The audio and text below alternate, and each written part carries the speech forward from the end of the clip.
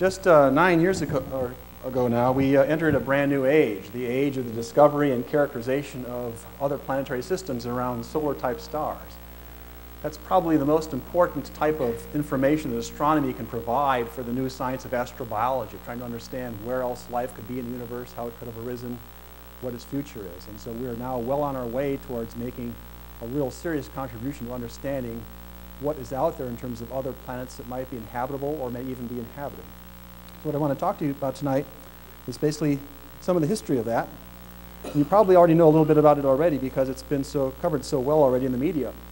This is a magazine cover from 1996 from Time with some fairly breathless prose, but it's probably actually appropriate for the magnitude of the change in the era. However, you'll notice that it's really pretty dated because even though it's only 8 years ago, the little political scorecard up here really dates it, makes it really feel like that was many, many lifetimes ago, actually. And in fact, if you were putting this magazine article up today, you'd probably say the most profound mystery in the cosmos is not, is anybody out there, but it has to be, why is Ralph Nader running again?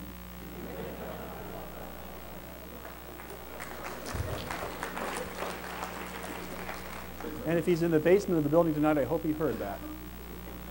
Okay, so what I want to tell you about tonight is, first of all, some of the history of the planet search, why it took so long to even find the very first planet in 1995.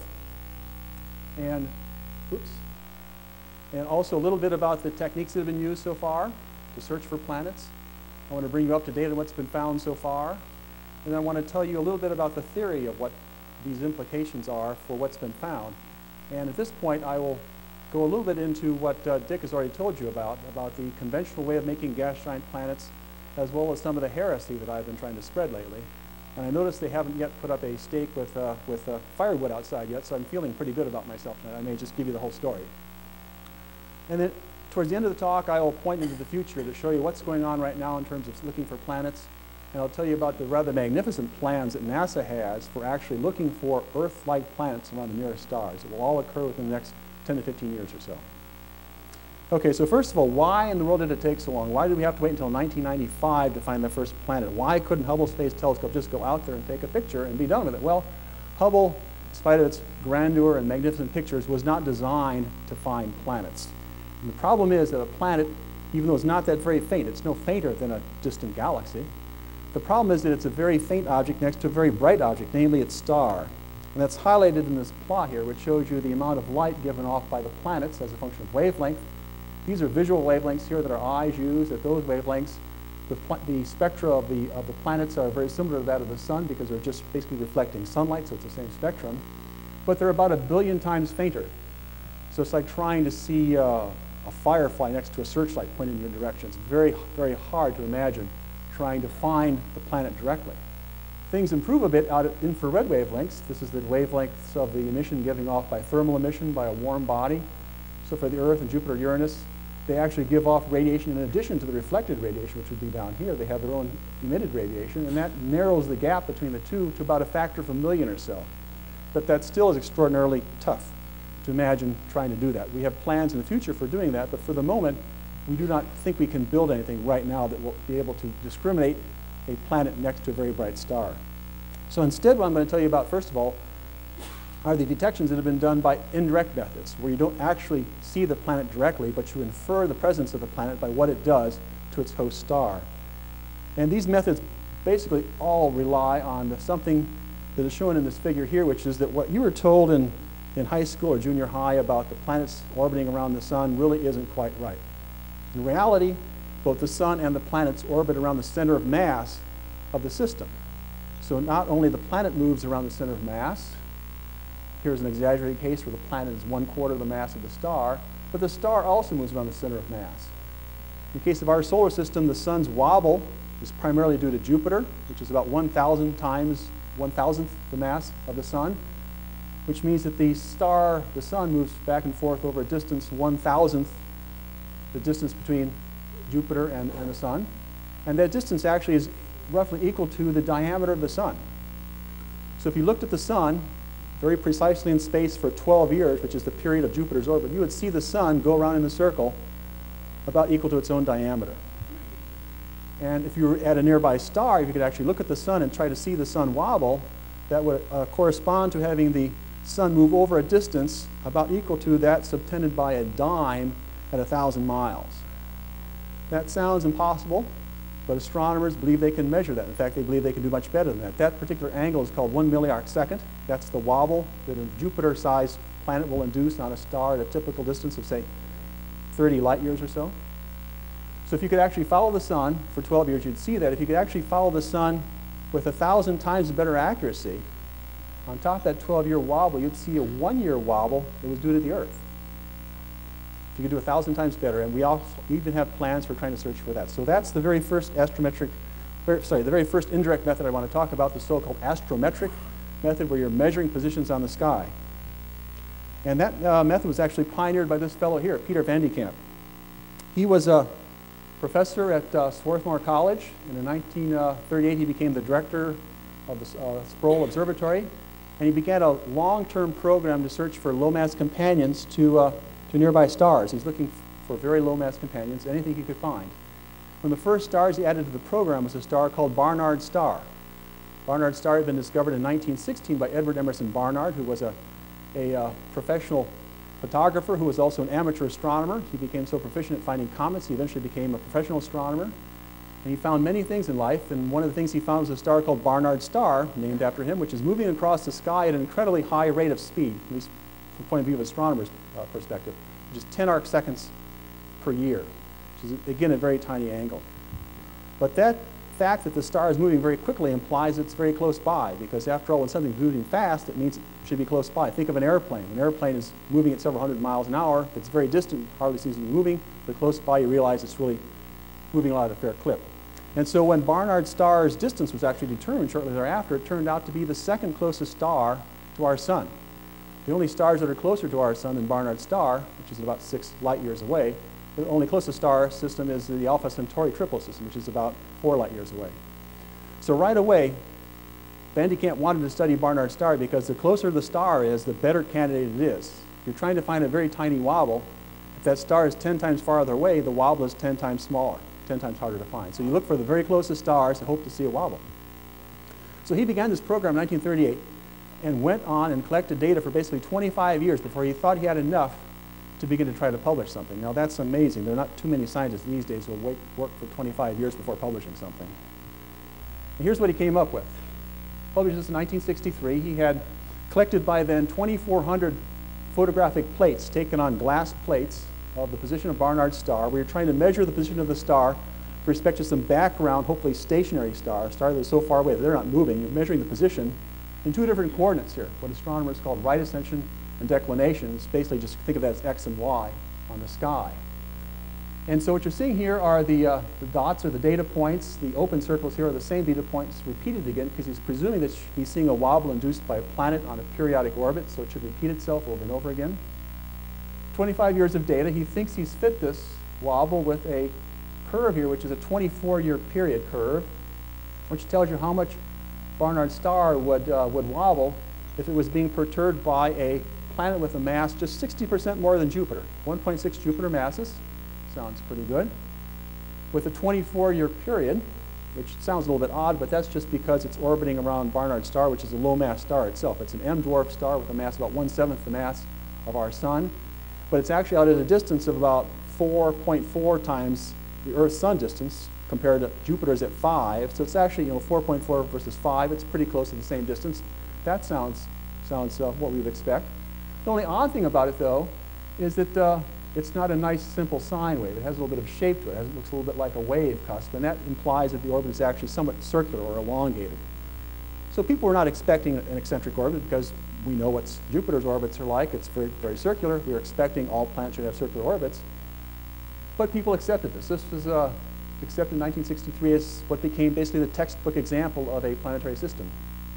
But the measurements, as you can imagine, were very, very hard to make. Even though this is a low-mass star so that the wobble is quite large, the measurements involve trying to find the center of a blurry photographic image on a glass plate to within about 1% or so. And they're talking about measurements on the plates of plus or minus position of 1 micron. That's what this actually is. In other units, it's on the order of 10 milliarc seconds in the units I told you before. So it's 10 times bigger than the wobble that Jupiter would give at about a distance of about 33 light years. And those measurements are hard to make. So they would have many observers look at them over and over again, remeasure the plates, and try to average these things out and hope that they had taken rid of any systematic errors that observers might make. But you'll notice, though, that a lot of the jump sort of occurs right here around 1949, kind of jumps up in one direction on this coordinate, and then comes back down again in 1957, and that'll become important in just a moment. Okay, so as I said, that became the textbook example of a planetary system. Everyone expected planets to be there. People who think about these things normally expect planets to be common. Giordano Bruno was burned at the stake in 1600 for having said that to the Catholic Church, but things have improved quite a bit since then for heretics.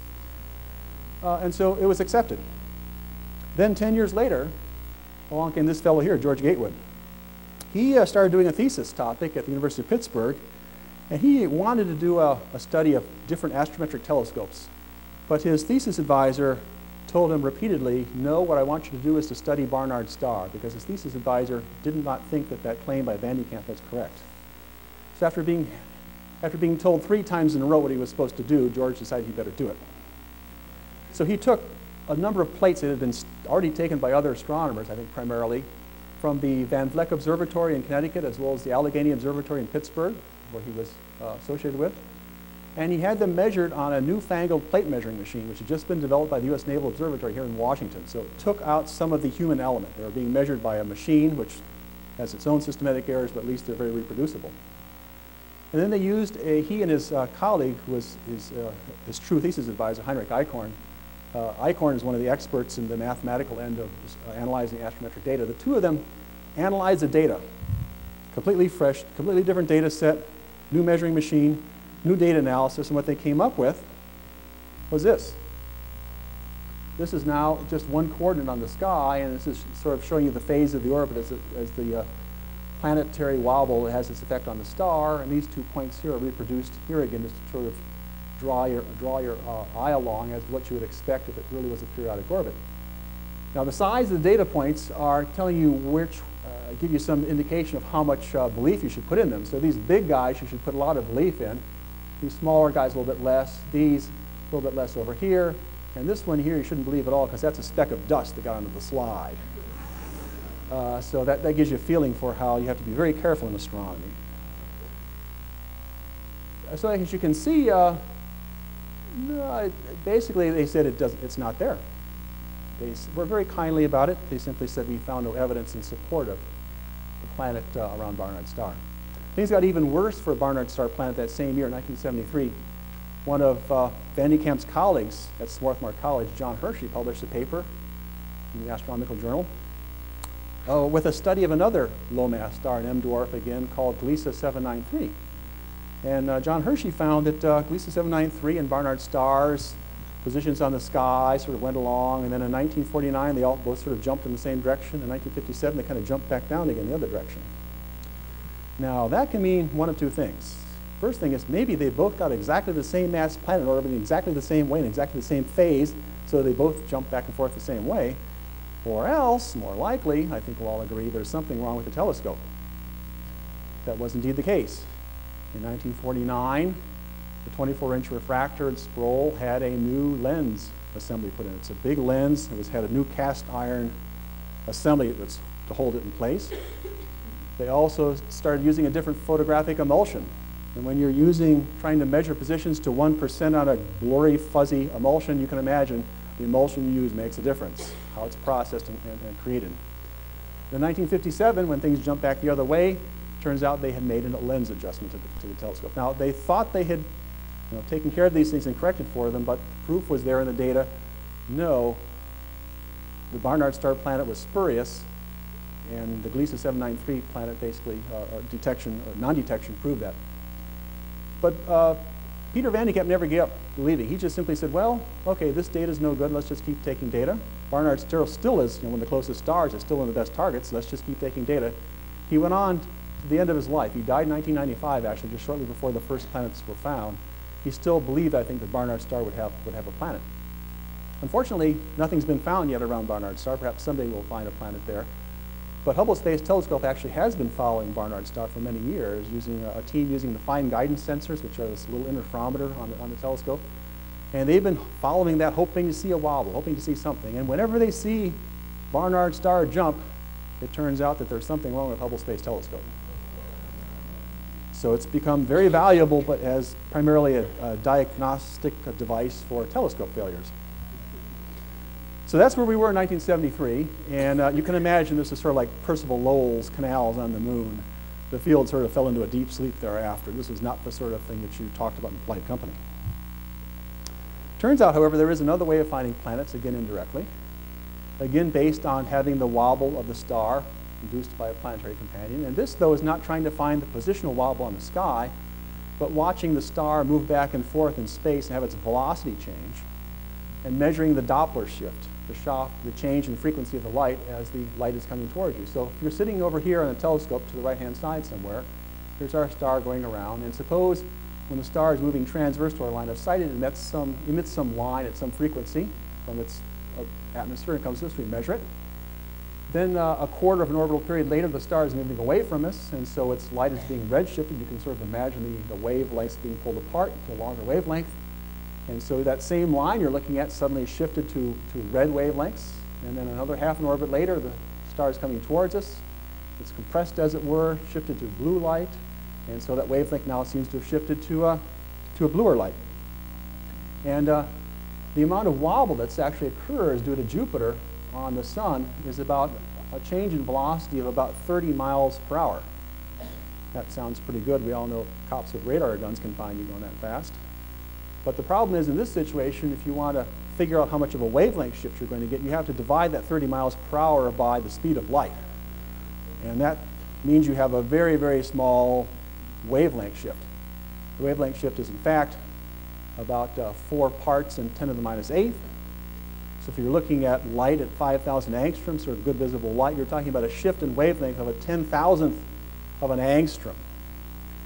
But astronomers think they can measure that, even though that only corresponds to a shift on a very high quality spectrograph of about 120 atoms. The answer is, you just take a lot of photons, beat the noise down, and you can do it. And the guys who came up with success first in this business are these two fellows here, Michel Mayor on the right and Didier Queloz on the left. They're two astronomers from the Geneva Observatory in Switzerland. Mayor had been studying nearby stars of the sun for many, many years.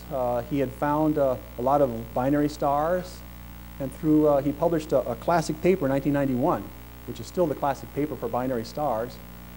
And as part of that paper, he sort of found 200 nearby stars that were solar-like stars, but as far as he could tell, they had no companions, no binary star companions. So they looked to be true solar analogs. So in 1994, he developed a new spectrometer for his telescope, the Hall Provence Observatory in south of France, near Marseille. It's only a 2-meter telescope, but it was quite adequate for what he wanted him to do. He developed a new spectrometer called a LODI, which had a precision of about 13 meters per second. That 13 meters per second is the same as the wobble of Jupiter. So he realized he was now in the ballpark where he could see, instead of kilometer per second variations, he could see variations of meters per second in speed. So he started searching these 200-odd stars that he had saved up. And around April of April 1994, and by the fall of 1994, he found something rather interesting on a star called 51 Peg, which is a solar twin. Looks just like the sun in all of its properties. But unfortunately, it was so late in the year that 51 Peg was getting too close to the sun, it could not really be observed. So he had to wait another 6 months for that star to come back up again. He had to wait until basically the summer of 1995. He went back to the telescope. He and Didier, probably actually Didier went back to the telescope. He's the fellow who does the work in this team. They had an 8-night run, and they came back and they realized they had found evidence for a planet that was irrefutable. And so by the October of 1995, they made the announcement at a meeting in Firenze, Italy. Here's our data. This shows you the change in the velocity of some reference lines in the atmosphere of 51 Peg as a function of time. So this is now one orbital period of the planet in essence, going up and down. So at this point, there's no change in velocity. That's when the star is moving transverse to our line of sight. positive velocities here mean the star is moving away from us. That's the redshift. This is essentially the redshift is being converted from wavelength regime into velocity regime here. This axis here being meters per second. These are negative velocities towards us, so the star is moving towards us on the orbit, and it goes around and around. They've got many, many data points that they took over many nights. And I think on this night must have been the night the new wine arrived or something like that, because as I understand it, the French are actually allowed to drink wine before they observe, unlike Americans. So they have a pretty good fit there, and this solid line that's fitted to it is basically that which is the wobble you would get from a planet with a mass about 1/2 the mass of Jupiter. Sounds good. It looks like a nice perfect sine curve, so that means it's on a circular orbit just like Jupiter. That sounds good too, all right. But the real puzzle to this discovery was that the period of this thing was not 12 years like Jupiter. It was 4.23 days. That means this object orbits its star not out at 5 times the Earth's sun distance, but 100 times closer, well inside even Mercury's orbit in our solar system. This thing is very close to its star. It's called a hot Jupiter because it has to be heated so tremendously by the nearby sun that its temperature of its atmosphere is 10 times higher than that of Jupiter's atmosphere. So that was pretty amazing. But it looked pretty believable. But the question was, can anyone else reproduce it? Well, they went public in October of 1995 at a meeting, and by the next week, groups around the world were trying to look at 51 Peg and see what they could see. It was indeed, within the next few weeks, verified and confirmed by 3 other groups. And I think the first one to actually get it confirmed was this data from 2 fellows by the name of Jeff Marcy and Paul Butler. This shows the 51 Peg data that they took over many nights, averaged together, 4.23 day period, same amplitude. Bingo, this thing is real. Now you notice this slide looks pretty crummy. It's kind of scratched up and hazy and probably has some more flecks of dust on it. And that's because this was kind of back in the phase when Marcy and Butler were having a hard time getting funded. And that was the best slide they could send me when I asked for a slide. And I hold on to it and I show it to you because to me it's like a Babe Ruth rookie card, you know? Because, these guys have gone on to become like, push the analogy farther. They're the Mark McGuire of planet finding. They've really cleaned up. They truly have discovered over 2/3 of all the planets found so far, and they're continuing at a frenetic pace. Now, of course, this was announced now in late '95, and so Jeff and Paul had been doing this project for about 8 years already. They had started back in '87. And so between that fall announcement and the next American Astronomical Society meeting, which was held in January of '96, they went back to find all their data that they had stored up. They hadn't really quite bothered to analyze yet, and they analyzed their data to see what else they had. Part of the problem was that they didn't really think about analyzing their data yet because they were looking for a 12-year period. That's what Jupiter has, right? You're looking for Jupiters. If you haven't taken 12 years of data, it's premature to analyze your data. Michel Mayor came from another culture. He was not a planet hunter. He was a binary star hunter. Binary stars have separations ranging from being contact binaries with periods of hours to being periods we can't measure. They're so far apart. There's the entire range of possible periods. And so they thought, well, we don't know what we've got there. Let's search this data for any possible sort of variation. That's how they found a 4.23 day period. Oops. So you can see Jeff and Paul had a lot of data. They had to start looking at it and be unbiased as to what period they were going to find. Here's data for an object around a planet around a star called 47 Ursa Majoris. They announced 2 planets actually shortly thereafter in January. I think those are the 2 planets that were referred to in that Time magazine cover. You can see their data goes back to 1987. It's fit by kind of a nice circular orbit. You can see right here, this is when 51 Peg was announced. Suddenly they got very serious about taking data because they realized they'd been scooped. They could have found 51 Peg themselves. They could have found it back in '87 actually if they'd been looking at that star. But actually 51 Peg was not on their observing list because it was misclassified. And they had a criteria for which stars they wanted to look at, and they had thrown out 51 Peg as being not the proper type of star. Not their fault. It was misclassified by someone else. So they could have found it, but they did not actually have the chance to do so. Now this was a very reassuring discovery because this planet actually is a little bit more like what we expected to see. This is a planet with a mass of about 2 Jupiter masses, nice circular orbit. It's got a period of about 3 years. It's orbiting out around 2 or so times the Earth's sun distance, not quite at 5, but it was very reassuring. It made us think that maybe not all the planets were hot Jupiters like the Twin Peaks planet. So that was good.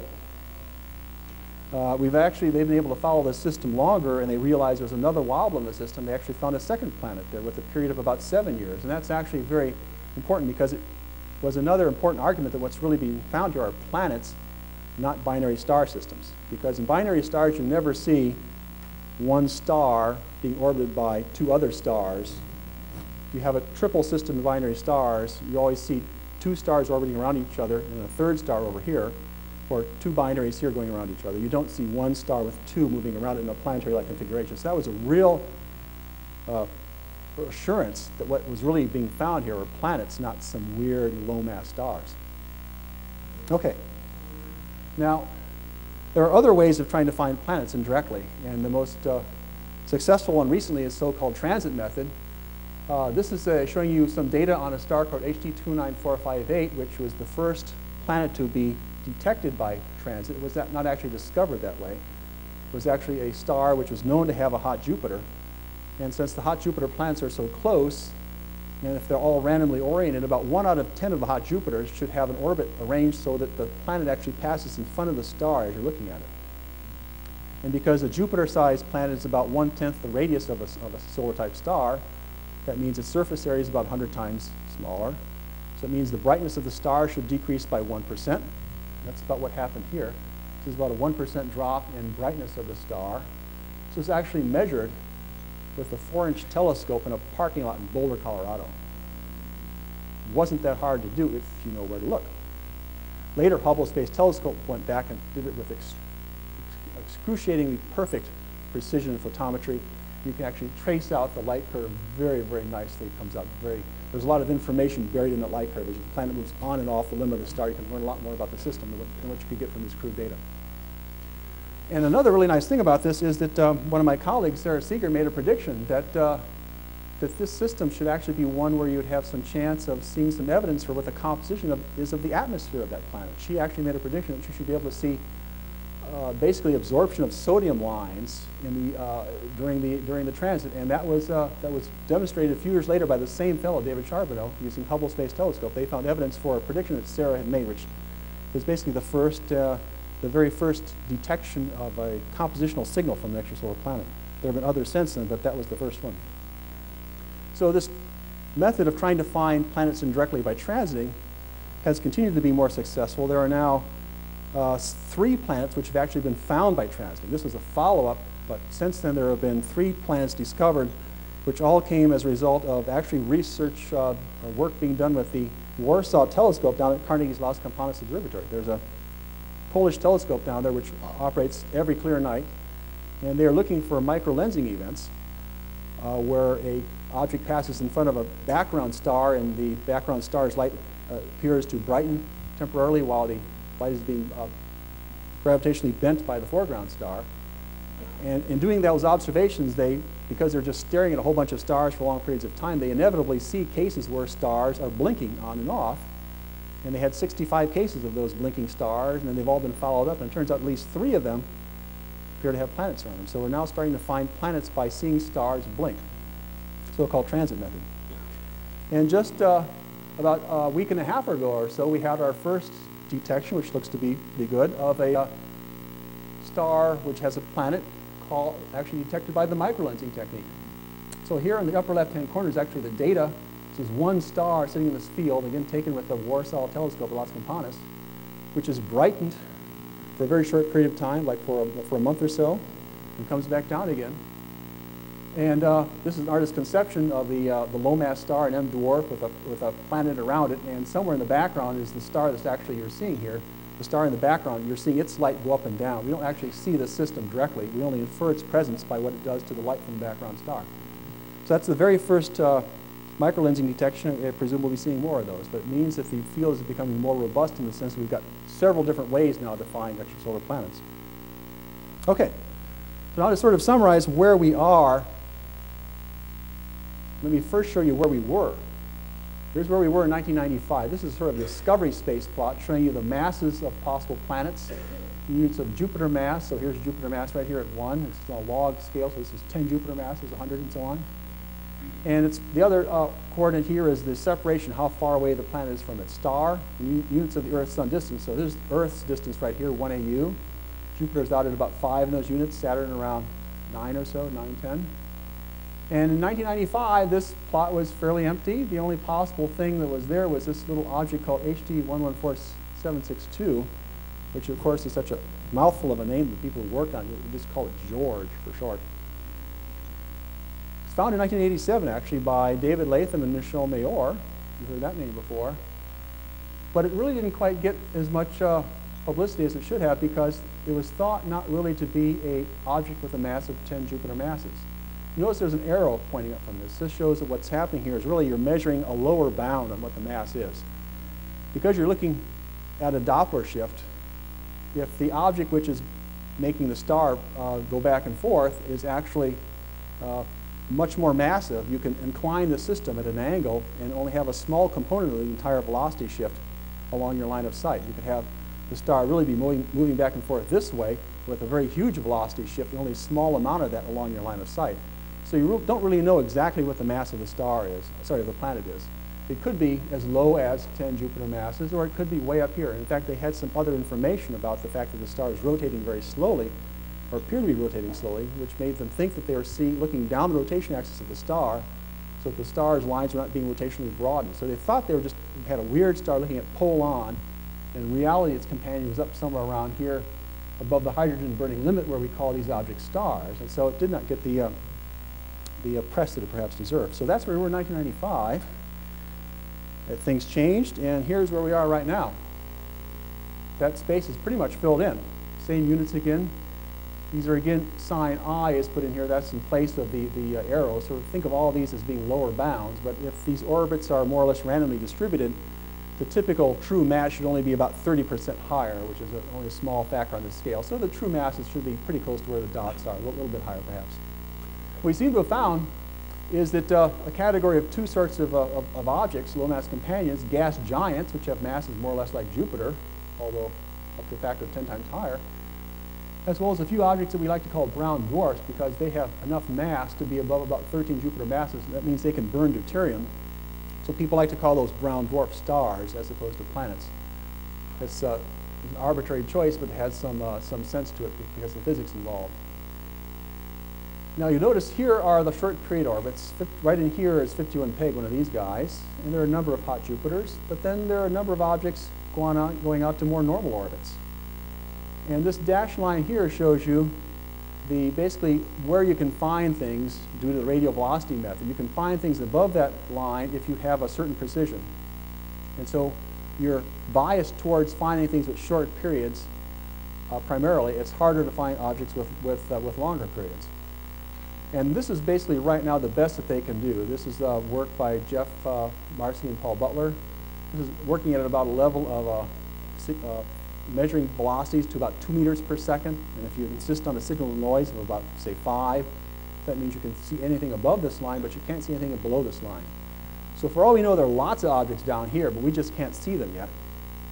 We also can't see objects to the right of basically this point here because they've only been working these studies with high precision for just a few years, maybe on a few stars for maybe 8 or so years. So they can really only, and they really want to follow a wobble for an entire orbital period before they make a claim because they want to be very careful that they don't get something wrong. This is a field where you don't want to make any more errors.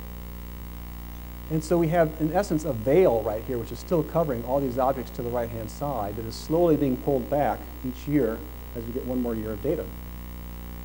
Now I have the sense from looking at this that given that this area here, even though it has a higher surface density of points, this area is not very well sampled because we're just sort of beginning to see those objects. Same thing down here. These objects are not well sampled because this is sort of the level of precision. These objects are very well sampled. We know what's there. That's all there is. There aren't going to be any more. But I have the sensation from looking at this that when this veil is pulled to the right and or dropped below here, we're going to find a lot of objects around here. So we're already seeing, thank you. Okay, let me back up. I think it wants the cursor.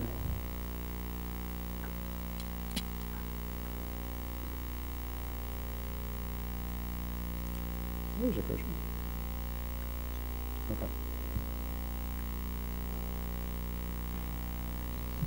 So my feeling is that we really have to explain, if we want to understand extrasolar planets, why there are so many Jupiters. Before 1995, we only had to explain the formation of one solar system, one Jupiter. There was only one we knew about. So that meant you could afford the luxury of having a formation mechanism that maybe wasn't all that efficient. Didn't have to happen every time, didn't always have to be successful. But now, I think, although the planetary census is still underway, we don't know exactly how common Jupiters are going to be, but they may be there around half of the stars, 25% of the stars. We don't know. For all we know, I mean, given that we have not yet found a Jupiter analog, we've come close but not quite, there are basically 90% of stars out there could have exactly the same solar systems. We would not know that yet. That's probably not going to be the case, but some high fraction of them could be identical to our solar system. We're waiting to find out what the real case is. So I think one thing to take away from this is you better have a very robust way of making Jupiters. So now I'm going to turn a little bit to the interpretation of what this means for theories. Essentially all theoretical work on the formation of planetary systems is based on an idea which goes back to Pierre-Simon Laplace and Immanuel Kant in the 1700s that planetary systems form out of disks of gas and dust that rotate around their star. It sort of became obvious when you realized all the planets are flattened into a plane. You make them out of the precursor material, which is gas and dust.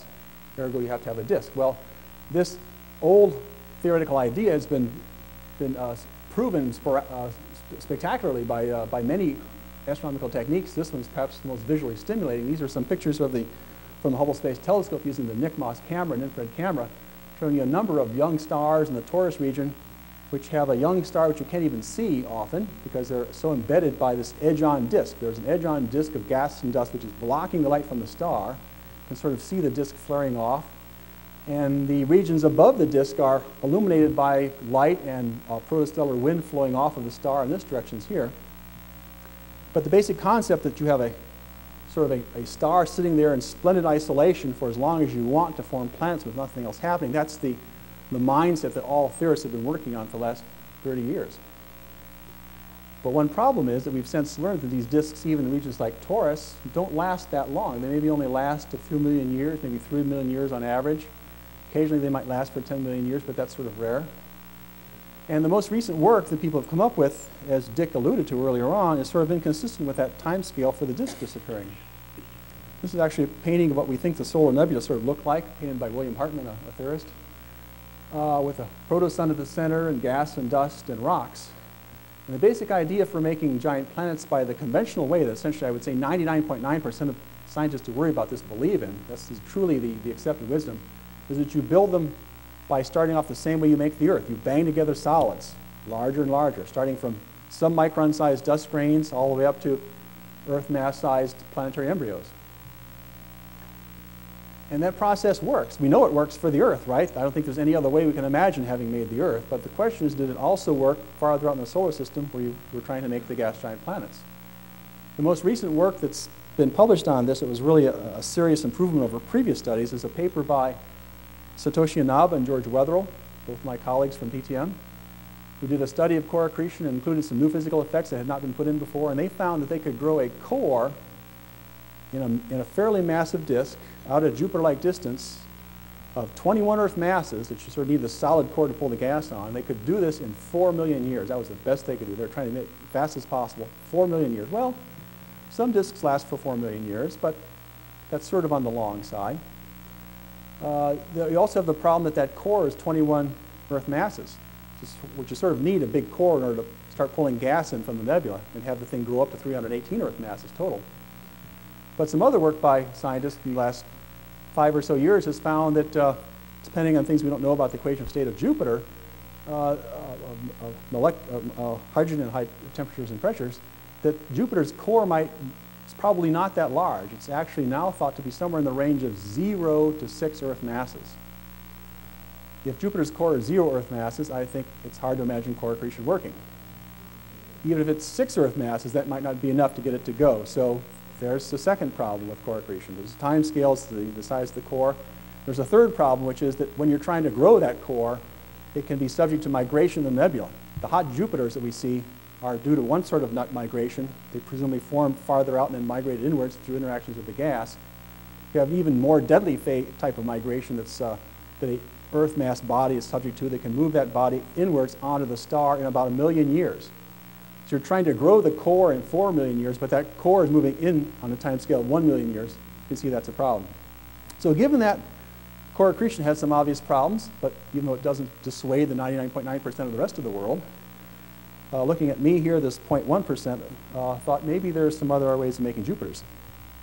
So that's what I want to show you about now, is one of these calculations that, again, Dick referred to earlier on, where perhaps there's a faster way of making gas giant planets. So the idea is you simply take a disk, the same sort of disk that the core accretion people want to talk about, a disk with a certain mass distribution. It's in orbit around a solar-type star. And you just follow it with a three-dimensional hydrodynamics code, which is able to follow the detailed hydrodynamics and heating and cooling process of a disk of gas, which is orbiting more or less on Keplerian orbits around the star. You see what happens to it. Just throw it in the computer, come back in a couple of months, let's see what it does. So I essentially did that. So I'm going to show you now a little MPEG movie.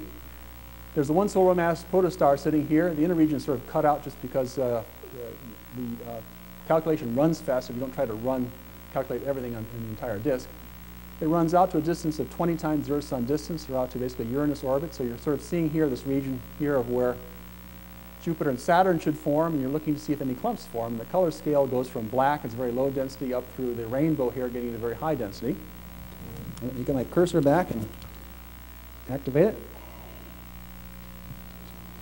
Okay, and so this thing is going to start evolving, and it forms a lot of very gorgeous spiral arms, just like you would see in a spiral galaxy, trailing spiral arms. These spiral arms occasionally, through a more or less random process, run into each other and overlap and cross. Wherever they overlap and cross, the density is not just one spiral arm, now it's 2 spiral arms, and so there's fairly high density concentration. And if that happens such that you get a very high density concentration, that density concentration is so dense, it has so much mass, that it can actually pull itself together and lock itself together in a self-gravitating body. Even though gas pressure is pushing outwards, rotational shear is trying to pull it apart, the tidal forces from the sun are trying to pull it apart. If it really manages, occasionally, it can form a self-gravitating clump, and it forms it in about 1,000 years. That's fast. It's so fast, there's no problem with making gas giant planets by this mechanism in any protostellar protoplanetary disk. So you avoid the timescale problem that is a main problem for core accretion. You also, of course, avoid the problem of migration, because there's no little core that has to migrate inwards. You essentially go right from nothing to a nearly fully formed planet. Now this planet forms rather quickly, or protoplanet I should say, in 1,000 years or so, but it still is kind of low density object, so it has to take another 100,000 years or so to contract down to get to a planetary density. But as long as it's self-gravitating, you should be able to do that. So these calculations imply that, yeah, that crazy idea is maybe not so bad. That could work. And it could work for making Jupiter. And it also explains potentially the Jupiter core mass problem, because it turns out that if this object, once it forms, the dust grains that are inside should go ahead and contract down to the center and form a core, just like dust grains settle down in the nebula to form the planetesimals that begin the core accretion process. And if that process gets every single element heavier than helium into the core, you'll end up with, for Jupiter mass planet, a 6 Earth mass core. If it doesn't work very well, you get something less than that. So you say that you would predict the core mass of Jupiter should be between 0 and 6 Earth masses. That's exactly what, coincidentally, the modeling of Jupiter interior is saying right now about Jupiter. Okay, so that sounds pretty good, but what does this mean for forming the Earth? You make Jupiter rather quickly here. You make this in about 1,000 years. And let's not watch that again. Let's go on to the next one.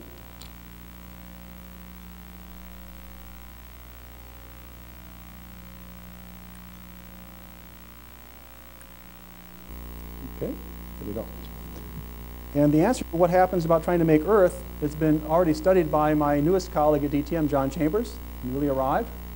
He has studied in great detail the same sorts of calculations that were pioneered by George Wetherill over the last 20-odd years. And what John has done is look to see in a series of simulations, what effect does the timing of Jupiter formation have on the probability of forming a terrestrial Earth-like planet, which is defined here to be a planet with a mass greater than 1/3 that of Earth with an Earth-like orbit. So it's something that's pretty close to what we would call an Earth-like planet. And he went through several variations. He tried basically our existing solar system, and he looked at, motivated by what's seen in extrasolar planetary systems, he tried some other variations, increasing the mass by 3, making the orbits eccentric, playing around with Saturn as well. And then he varied the time at which Jupiter was formed. 0 essentially means disk instability, the very fastest way you could possibly make Jupiter. It's there from the very beginning of the calculation. Sort of 10 million years to 3 million years, those are sort of the range for core accretion. Somewhere in here is where core accretion might be able to do it. And what you see is that for our solar system, if you actually make Jupiter rapidly, it actually enhances your chances of making an Earth. That's good. But there are other systems here where it actually makes things worse. So I'm not sure what that means for the other more exotic planetary systems we have in the universe, but at least for our solar system, there's no reason why you can't imagine having Jupiter formed by disk instability and still have an Earth-like planet. Okay, so we're trying to explain our solar system. We've got the Earth's done, we've got the gas giant planets done. What about Uranus and Neptune? Okay, so I've redone these calculations that I showed you before, which sort of stopped out at Uranus's orbit, ran them out to Neptune's orbit, ran one of these forward in time with the same sort of disk mass as I showed you previously. It makes more clumps, just like before. They go on out there. In this case, there are 4 or 5 clumps here. It's unclear how many will survive. But it's quite clear that this instability process can make clumps even out at Uranus and Neptune distances. And typically, these things have masses of, say, 2 or 3 Jupiter masses. Okay. But those are gas giant planets, right? Not ice giant planets. So how do you turn them into ice giant planets? Well, here's where one goes back to Hubble. For many years now, Hubble has been taking these pictures of the young stars in the Orion Nebula, so-called protoplanetary disks or propylids, and these are young stars which have disks of material and gas around them which are being photo-evaporated by hot UV radiation from nearby massive stars. They're basically the same sorts of systems as you saw back in the NICMOS images of the Taurus regions. You have a young star which has a disk around it, it's blowing a bipolar outflow around it. It was in Taurus. It would look just like the NICMOS images, but since it's in a region like Orion with massive O stars nearby, the ultraviolet light from those O stars is very high energy. It ionizes and drives off the hydrogen gas around the disk, and it whittles away the disk because it heats the disk gas, which is mostly hydrogen, to about 10,000 degrees Kelvin, and then that gas just flows away. So it leads to the sort of cometary-like tail appearance of these objects in Orion. So here's the idea then. Suppose you make the solar system not in Taurus, where everyone's always been thinking is the place you do it, but suppose you do it in Orion. This is an idea that actually George Wetherill and Nader Haghighipour and I published just a few years ago. So imagine that you have a disk instability which proceeds and makes, say, 4 or so gas giant planets, just like that calculation I showed you before with several Jupiter masses apiece. And it occurs quickly, but at the same time that it's occurring, the dust grains can sediment down on about a 1,000-year time scale and form a core. So you get a core. If you start off with a 3 Jupiter mass planet to start off with, you can end up with a core that's perhaps 18 Earth masses. You get some pretty big cores on those big clumps that you saw in that previous calculation. Then you do it in a region like Orion, where an OB star is forming, or forms, and turns on UV radiation. And the radiation, though, can only take the gas away beyond a critical radius, because if you're too close to the sun's gravitational potential is so strong that even 10,000 degrees Kelvin gas can't leave. That critical radius that you strip beyond and you keep inside turns out to be, for one solar mass star, about Saturn's orbit. So that means Jupiter sitting inside Saturn's orbit, it doesn't even know this is happening. Nothing happens to that. Uranus and Neptune, they're sitting outside, the disk gas disappears. Next thing they know, they're getting hit by the same UV flux. You do a calculation, they lose their envelopes as well. They get whittled down to something like about 10, 15 Earth masses with maybe 1 or 2 Earth masses of gas left around them. That's just like what Uranus and Neptune have in terms of bulk composition. The ones that are in between, sort of Saturn is sort of right at this transitional radius, it kind of maybe lost some gas, but not all of its gas. That perhaps explains why Saturn seems to have a fairly large core, but only has 95 Earth masses total, because it's right at this transition phase. And the terrestrial planets in the inner region don't even know this is going on at all. They're protected by this sphere of hot gas. They merrily proceed on their way. Long after this process is finished, they finish up their accumulation process and make the terrestrial planets on a several tens of million years time period. So it turns out that if you listen to a heretic at least, you might have a new way of making entire solar systems just like our own. And that's important because that's actually regions of high mass star formation are where most stellar systems form. I showed you some disks from Orion before. Here's another region of star formation called Carina. This is actually even a more dangerous environment for protoplanetary disks. This region here has 60 O stars. It has 100 times the ultraviolet flux that Orion has. And it's in regions like this where most stars form. And those young stars in Carina also have disks. These are some disks that were seen recently, some from NSF-supported research that has very dramatically shown that even Carina has propylids like Orion. These are actually ground-based images. And the important thing is that perhaps 90% of stars form this way. Only 10% form in regions like Taurus, even though that's what we've always thought is the place where the solar system formed. If you really want to cling to Taurus as the way to make the solar system, fine. But that means you should only have solar system analogs 10% of the time. If you believe in this way, you increase your chances of finding solar system analogs by a factor of 10. Factors of 10 count even in the Drake equation. Okay. Now, let's go on to what the present holds for us. Right now, Paul Butler is actually flying back. He's been observing down at Chile, but he's and Jeff Marcy are using up a lot of NASA Keck time. NASA back about almost 10 years or so ago now actually bought into the Keck telescopes up on Mauna Kea, and they bought a 1/3 share of Keck 2, which meant they had 1/6 of the time on also on Keck 1. And Keck 1 has a marvelous spectrometer, high-res, built by Steve Vogt from Santa Cruz. And high-res is this thing that has this, can measure things down to 2 or 3 meters per second, and it has the shift is equal to 120 silicon atoms. That's high-res is the thing I was talking about. So this is one of the premier planet finding instruments, and that work is continuing. Primarily Jeff and Paul, but there are other competing teams that are also trying to use Keck to find planets, but no one else has been anywhere near as successful as Jeff and Paul have. That's so radial velocity is continuing. And Paul is just, as I say, flying back from Chile. Right now he's literally on a red-eye flight from Buenos Aires. We'll be getting on it in an hour. And he's been using the Mike spectrograph on the Clay telescope. You know, Carnegie has 2 6.5-meter telescopes in Chile. And he's using the spectrograph designed by Steve Scheckman, actually, which was not designed to find planets, but both Paul and Steve have plans. They're in the process of building a planet-specialized spectrograph, which will be even more wonderful, perhaps, for this project than Mike is. And this project is on the verge also of finding many, many planets.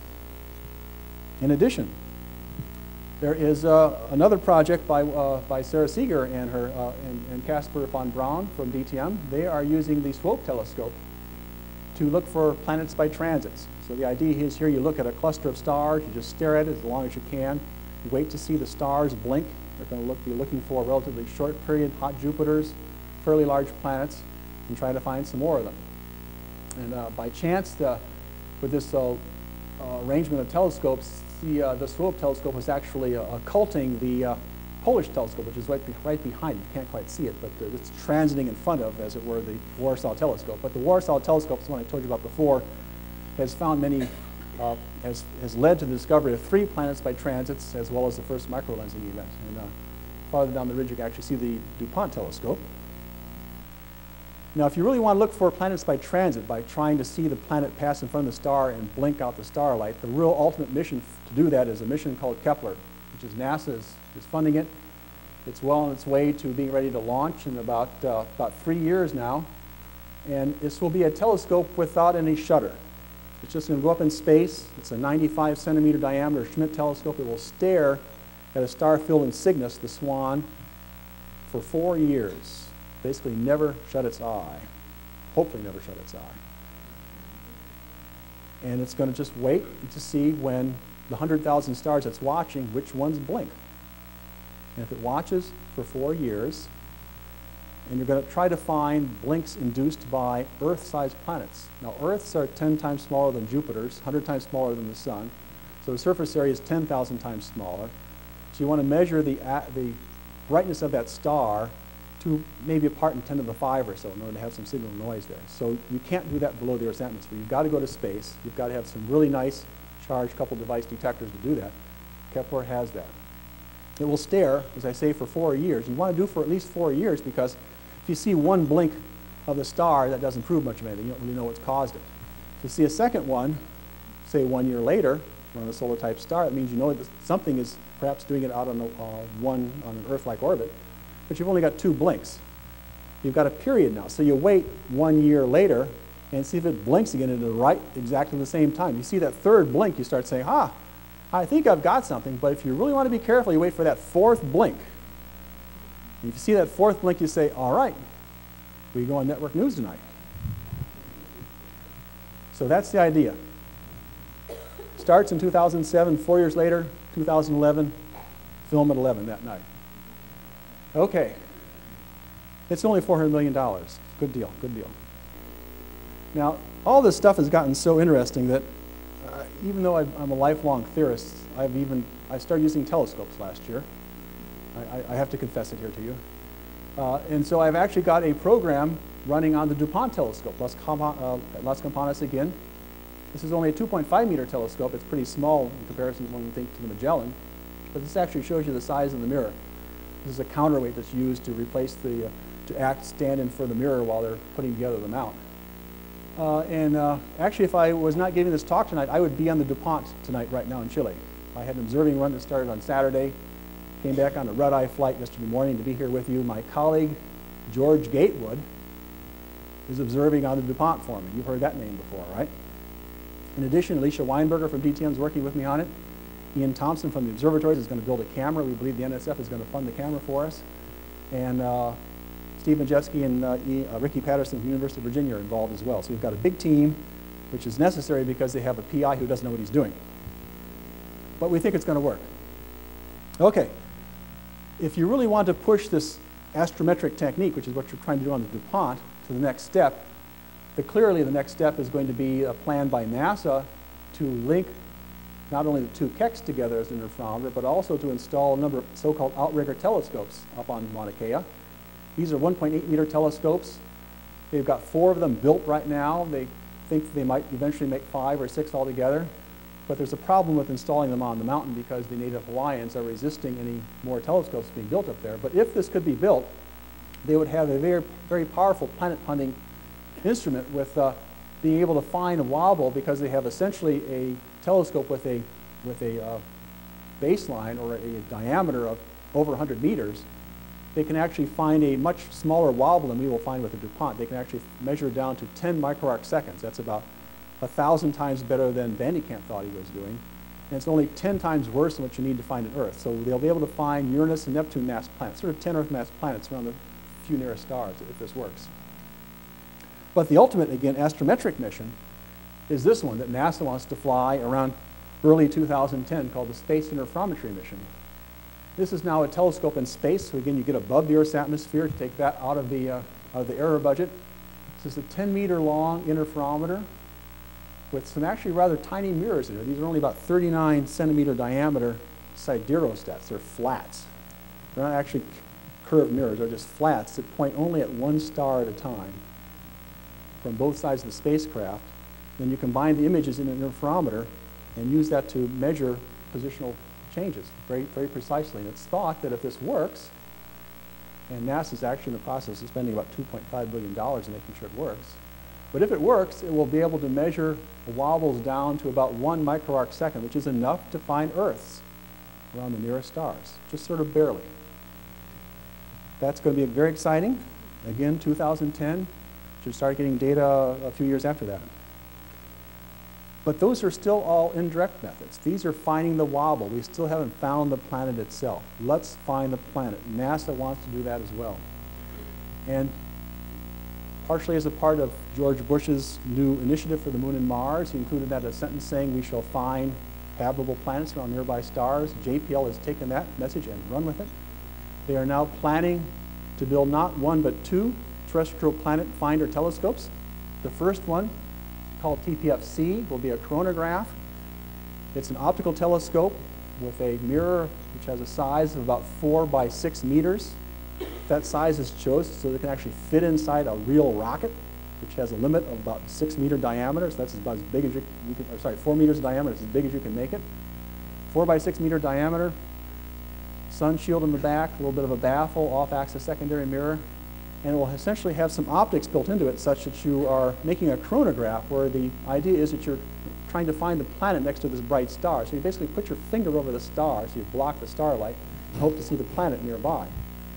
And in detail, what they try to do is build a sort of a shaped cat's eye pupil so that the light, which you can't really block all the starlight, some of it is diffracted around your thumb, but you say, all right, I know it's going to be diffracted and scattered, I will send it all off in one direction. So the idea is to throw all that scattered light off in this direction, and you say, who cares about that? But meanwhile, you keep this area fairly dark, and the hope is that you'll be able to resolve things very close to the star down to maybe 10 to the minus 9 of the brightness of the star, or 10 to the minus 10. And then you'll be able to pick up an Earth and mass planet there. As well as a Jupiter, you'll get the whole picture of the whole planetary system if that works. So that's at optical wavelengths. And then that's around perhaps 2014 if all goes well. And then about 5 years later, they hope to launch TPFI for interferometric. And this idea is that to now try to take advantage of that gain that you get in going to infrared wavelengths, where things are only 1,000,000 to 1 instead of 1,000,000,000 to 1. You fly a little constellation of spacecraft. You get in as interferometer. You combine their beams in a single spacecraft. This is maybe at 100 meter spacing or so, with a few meters or so in diameter, telescopes. You do this in the infrared now.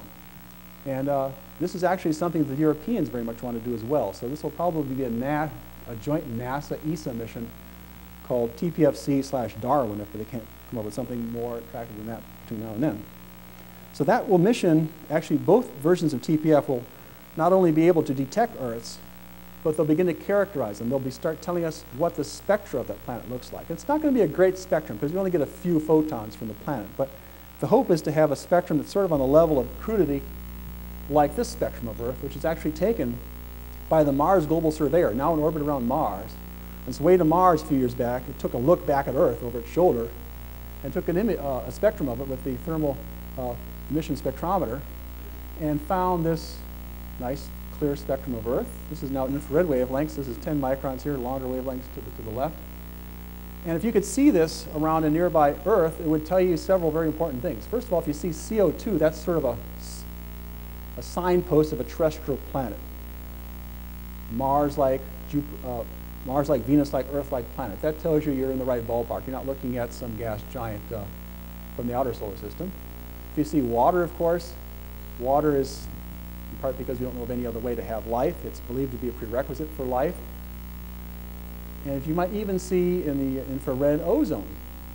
If you see ozone, that tells you essentially that you probably have oxygen on the planet as well. And oxygen on our planet at this phase of our planet's evolution is primarily due to biotic processes. So that would tell you that with HO2, you'd probably say the planet is probably inhabitable if it's the right, where liquid water could be on the surface. If you start seeing oxygen, that starts telling you maybe it's not only inhabitable, but it may be inhabited. And in particular, if you can even, there's a weak feature here due to methane.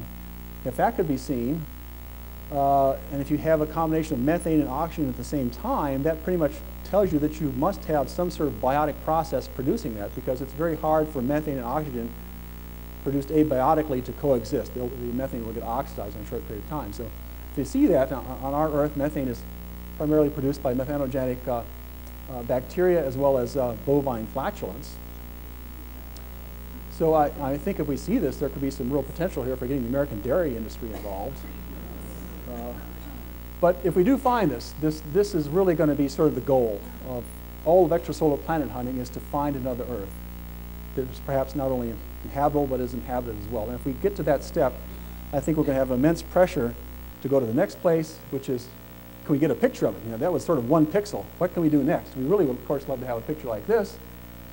At best, maybe in the next 10, 20 years after that, we can settle for something of this resolution, a few pixels across. The problem is, to get this sort of resolution, you have to have immense telescopes in space, much larger than anything you can even imagine. But I think once we start finding the first Earths, the pressure will be immense to push us in that direction. So let me finally end up by saying this is a wonderful opportunity for me to give my thanks to the Carnegie Institution for giving their unflinching support for 23 years for the wild and crazy musings of a theoretician. And especially I would like to give my thanks to George Wetherill, who could not be here tonight, but his work and his life has very much been an inspiration for what I've tried to do in my life. And not only that, I really thank him because he gave me a job.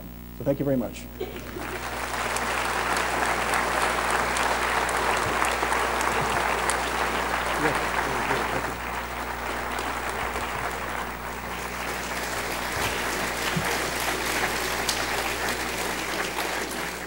Thank you, Alan. That was really, truly a fascinating lecture, and you invented the solar system. This is something I don't think any of us necessarily expected. So on the seventh day I rest. We have time for a few questions. There are some microphones in each of the aisles, and if anyone has a question, please step to the microphone.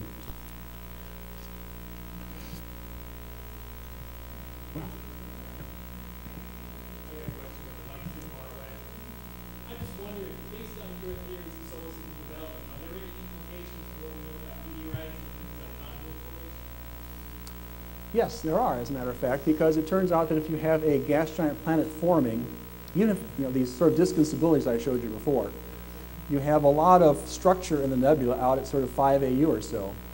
And whether or not they go on to make complete gas giant planets, you have these lumps and clumps that are forming. And these lumps and clumps tend to drive shock waves in at 2 to 3 AU or so, where the asteroidal material is orbiting. And so actually I've modeled this, and you produce a very intense shock wave, just to the sort that Stephen Desch and Harold Connolly have won prizes for recently for understanding how chondrules form, because if you have that sort of strength of shock wave, you send a chondrule precursor through that shock wave, it will come out slightly melted on the other side, not evaporated, but melted. You'll end up with a chondrule. And so they have gotten a prize for, or Steve actually has, for explaining how chondrules form. What they need is a way to make those shocks. In this picture, those shocks, you can't get rid of them. The main problem may be you have too many of them.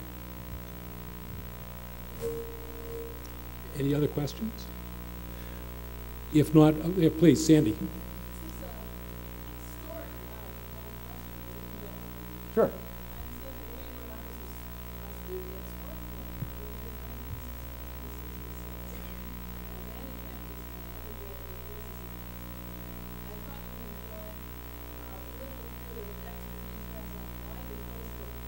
Okay.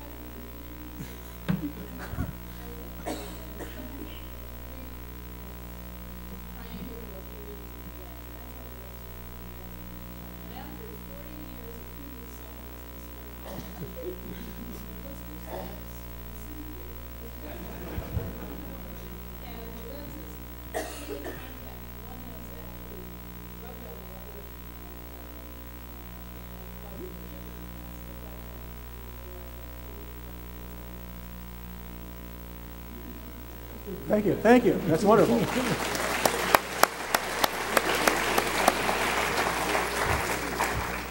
So let that be a lesson to Carnegie people who are notorious for being sort of parsimonious in building telescopes. You shouldn't quite, buy a more expensive stamp, I guess. Or at least make sure it's already been canceled. Save the money. If there are no other questions, please join me in thanking Alan for a wonderful lecture. Good.